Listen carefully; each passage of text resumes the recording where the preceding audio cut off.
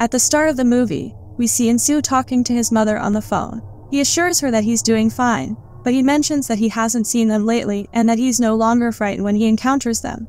After ending the call with his mother, In-soo holds a pendant in his hand, and to his surprise, it starts spinning. This unnerves him, and he notices a spirit standing near a girl. Soon, his classmates join him on the train and begin teasing him.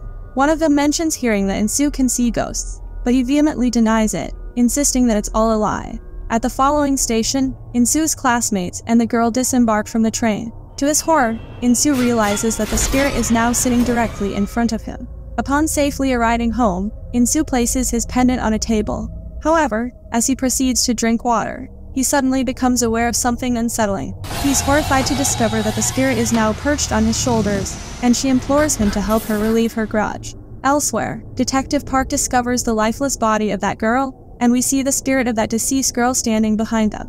Remarkably, it was In-soo who had alerted the police about the discovery of the dead body, setting these events in motion. Subsequently, In-soo contacts his uncle and expresses his desire to live with him. His uncle inquires about what's troubling him, and In-soo explains that he's been feeling somewhat lonely and believes it would be beneficial if they lived together. In response, his uncle cautions him, mentioning that if there are two people who can see ghosts, they may attract even more spirits. In-soo shares that he encounters them everywhere he goes, to which his uncle says it's because they have heard about how he grants them favors, so he has to totally ignore them. The following day, while en route to his uncle's house, In-soo encounters a stunning girl spirit along the way, and she smiles at him, but he ignores her. After this encounter, he arrives at his uncle's residence where he sees the photo of his great-grandfather, and the uncle tells him that he was a renowned exorcist. Later, uncle tells him that he can't go out as he has agoraphobia, to which In-soo says but mom says it was after he was possessed by a ghost and went into a women's bathhouse. Later, when In-soo attends his new school, he experiences a sense of someone's presence in the classroom while the teacher is giving a lesson. When he turns his gaze towards the window, he spots a spirit there.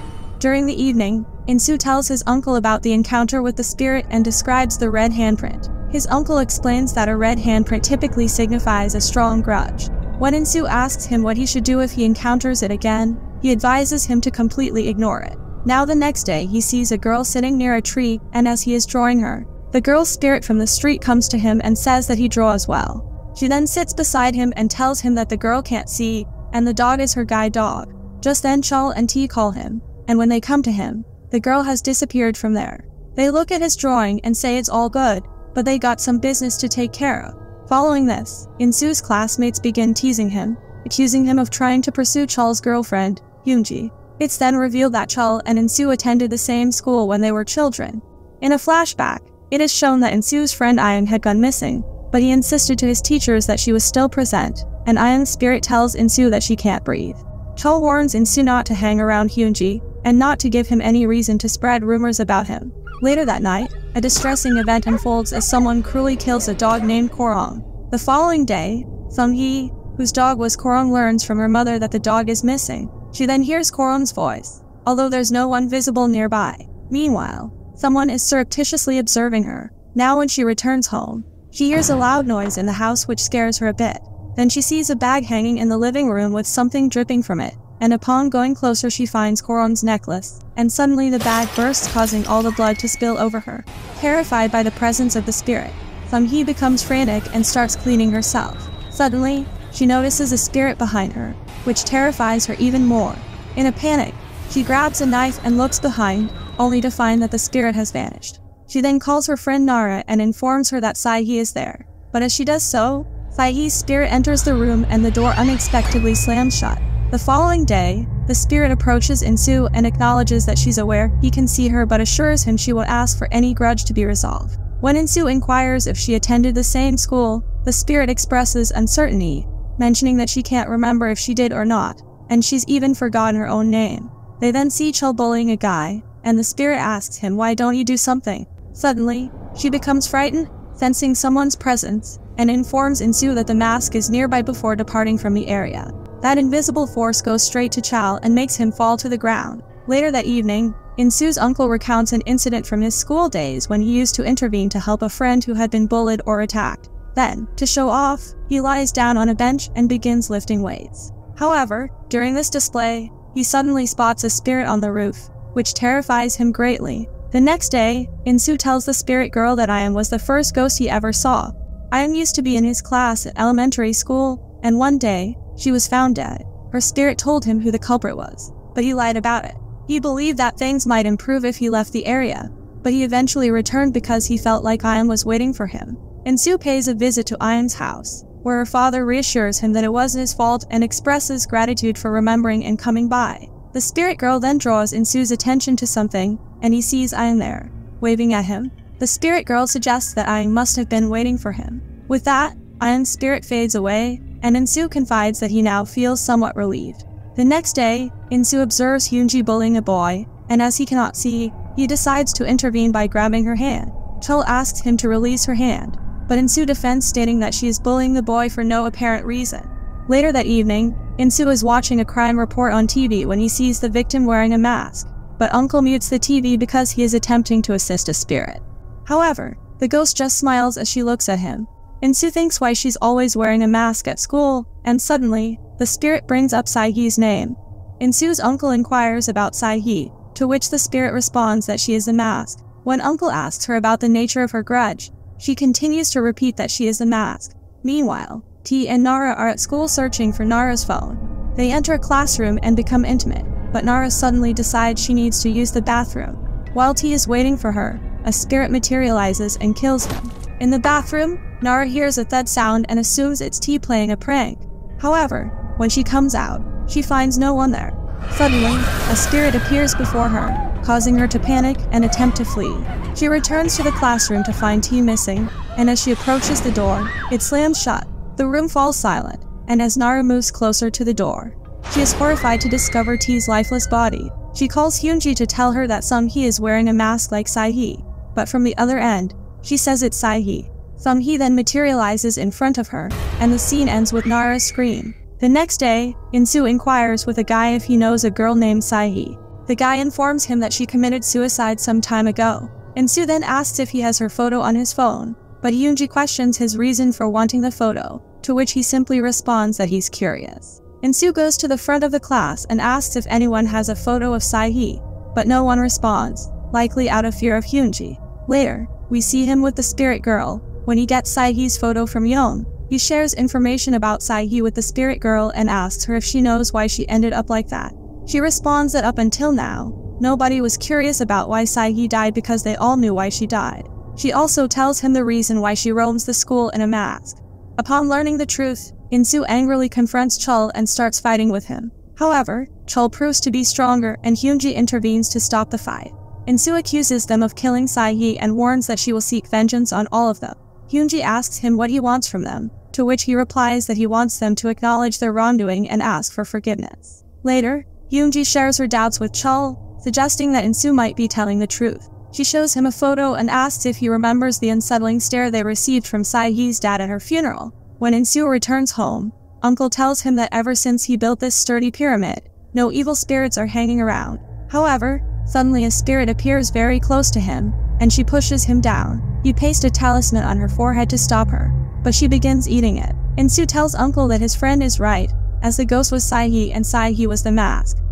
Uncle tells In-soo that the ghost might have multiple personalities because it experienced extreme pain and anger before death, causing the original personality to hide behind a new one. He warns that stopping the vengeful ghost won't be simple. When In-soo gets a text from Hyunji inviting him to Sae-hee's house, Uncle questions their goals and whether going there will actually solve anything. Nonetheless, when In-soo insists on going, Uncle advises him to take a dagger with him for protection. As Chul and Hyunji enter Sae-hee's house, they immediately notice an extreme drop in temperature. They are startled by a thud coming from inside a wardrobe. Chul cautiously approaches the wardrobe to investigate, but someone or something from inside starts banging on it loudly, sending them into a panic. They try to leave, but the door mysteriously slams shut on its own. The door to the wardrobe then breaks open, revealing that it's empty. Just as they are about to react, they hear a loud noise and are horrified to see Sae-hee standing right in front of them. Their flashlight suddenly malfunctions, leaving them in total darkness, and Sae-hee gets very close, sending a chill down their spines. Chul, determined to confront Sae-hee, instructs Hyunji to stay where she is and swings a stick in the air in frustration. However, Hyunji notices Sae-hee's ghost right next to her, and In-soo hears her screams. Chul, inside the house, challenges Sae-hee to come out. Suddenly, a mysterious man appears behind him and launches a vicious attack, ultimately killing Chul. The man then slowly approaches Hyunji and undergoes a bizarre transformation, becoming Sae-hee herself. Hyunji, now trembling with fear, apologizes to her. However, she attacks and kills Hyunji. As the door to Sae-hee's house swings open, the man exits, still in a trance-like state, and then leaves there. In-soo cautiously enters the house and is shocked to discover the lifeless bodies of all the missing students. He proceeds towards the almirah and finds Sae-hee inside, wearing a mask. When he removes her mask, he realizes that she is the same spirit girl. In a flashback, we see Hyunji, Nara, and Sung-hee bullying Ha-young. Later, the principal informs Hyunji that someone has reported her on the school violence report form and requests her to bring her parents to school the next day. Hyunji returns to the classroom in anger and compares the handwriting on the school violence report form with Ha-young's but finds that they don't match. However, she realizes that the handwriting matches Sae-hee's. In front of the entire class, Hyunji starts bullying Sae-hee, and to her dismay, no one intervenes. As an act of humiliation, they all collectively cut Sae-hee's hair, and Hyunji places a mask on her face. She warns Sae-hee that if she dares to remove the mask, she'll be in grave danger. Later, Sae-hee's father suggests her to report to the police, but she says they are scary and don't care at all. One day, the principal notices Sae-hee wearing the mask, so she takes it off and instructs her not to wear it again.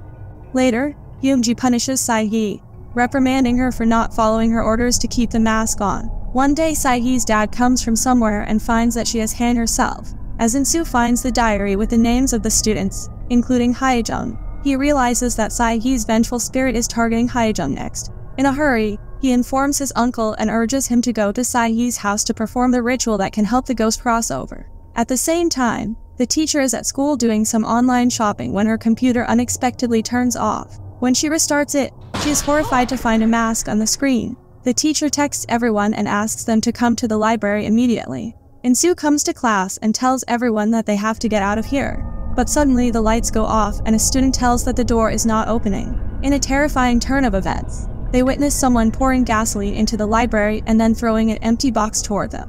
Out of the shadows emerges the teacher, who transforms into the mask, and the students are petrified by this manifestation of Sae-hee.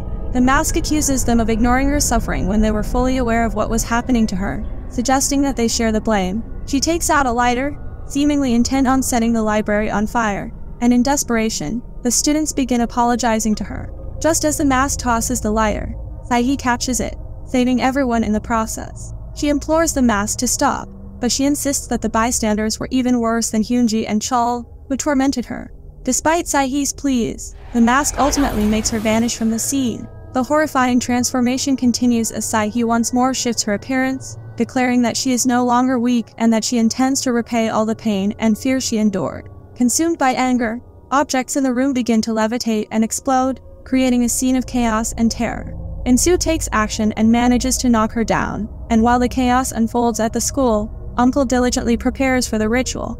His aim is to perform the necessary rites to help Sae-hee's soul find peace and to quell her intense anger and suffering. Here In-soo realizes that the teacher no longer possesses the lighter, indicating that Sae-hee has taken on the form of one of the students, so he instructs everyone to spread out. Using his necklace as a guide, he follows its movement until it starts spinning rapidly. Suddenly, Ha-young emerges, and Sae-hee expresses a deep hatred for her, even more so than for Hyunji and Chul, but In-soo intervenes by showing Sae-hee a drawing. In a flashback, we witness a group of children bullying In-soo, but a young girl steps in to chase them away. This girl turns out to be Sae-hee herself. It becomes evident that Sae-hee and In-soo had a deep connection since childhood and shared mutual affection. After In-soo departs, Sae-hee discovers his drawing, which features a depiction of her, further strengthening their bond. In-soo apologizes to her for not recognizing her earlier, to which she says she was going to return the notebook back then, but she couldn't because he transferred. She then hands him over the lighter. However, the mask grabs his hand. In the culmination of the ritual, Sae-hee manages to overpower the malevolent mask and seizes In-soo's dagger and stabs herself. During her final moments, memories of the moments they shared together wash over them, and then, at long last, she peacefully disappears, liberated from her suffering. After the intense and haunting events, In-soo, his uncle, and the other students join to provide Sae-hee with a dignified burial. It is a moment of closure and respect, allowing Sae-hee's troubled spirit to find the peace she had long been denied. Now, after a few years, Uncle has become good friends with those spirits and he is no longer afraid of them. The movie concludes with Insoo, now working as a trainee teacher at his own school, noticing an empty seat in his classroom. When he inquires about it, a student reveals that the previous occupant transferred to Seoul. However, to Insoo's surprise, he sees a spirit standing up from the empty seat, suggesting that the presence of spirits and the supernatural still continue to be a part of his life. Thanks for joining us on our horror movie recap adventure. If you enjoyed the chills, subscribing would mean a lot. Drop a comment to share your thoughts and keep the terror alive. Stay spooky and see you soon.